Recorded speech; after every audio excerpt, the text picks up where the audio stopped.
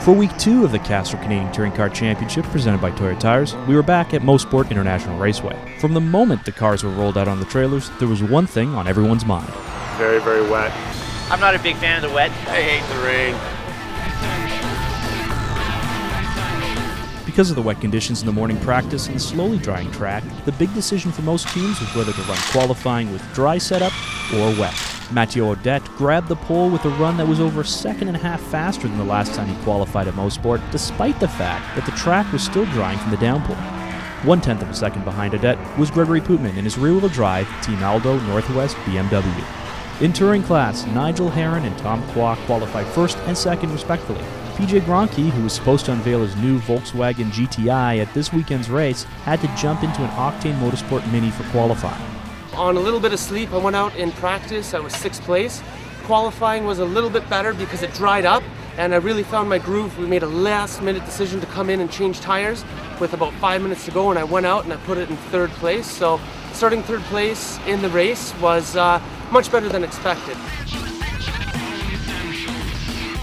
Because of a downpour about an hour before the start of the race, Saturday's race saw wet conditions upon the start.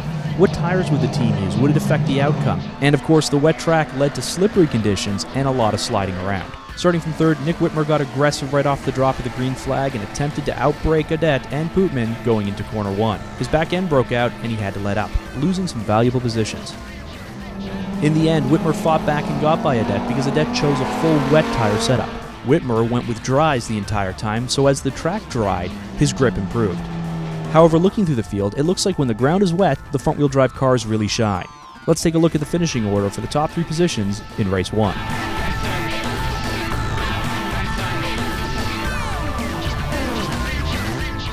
Drivers, crew, and fans were happy to see Sunday morning dawn dry and clear.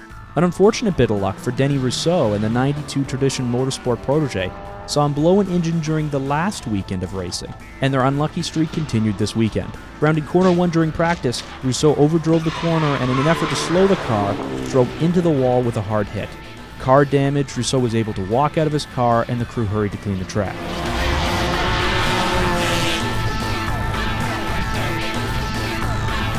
In the Super Touring class, right from the start it was clear the winner was going to come from the top 3 running cars. Whitmer in his yellow Honda, Audette in his blue Acura, or Dave Chekovich in his black and orange Subaru. Within the course of 5 laps, Audette was able to pass Whitmer for the lead, and eventually, Chekovich was also able to pass Whitmer. In the touring class, they were shaking things up. Race 1 winner PJ Gronke was forced to start from the back of the field when he switched cars to drive his new VW GTI. This left Anthony Rapone, Carl Thompson, and Tom Kwok to fight it out for the top position on the podium. So here are our winners in the Super Touring. 3rd place went to Nick Whitmer and Lombardi Honda Racing, 2nd to Dave Chekovich and Denington Wenzel Motorsports. And winning his class, Matteo Audette and Audette Racing. You won Super Touring today, how do you feel?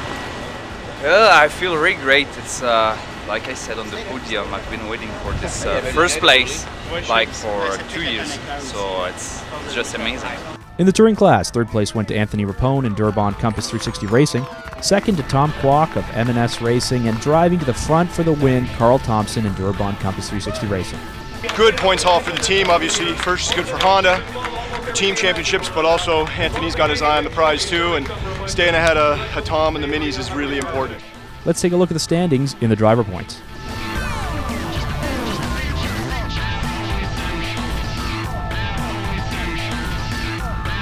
And also, let's look at the manufacturer point standings. That wraps up the race report for Week 2 of the Castrol Canadian Touring Car Championship presented by Toyota Tires. Next race is July 3rd, 4th at ECAR, Maribel, Quebec. Thanks for watching. We'll see you next time at the track.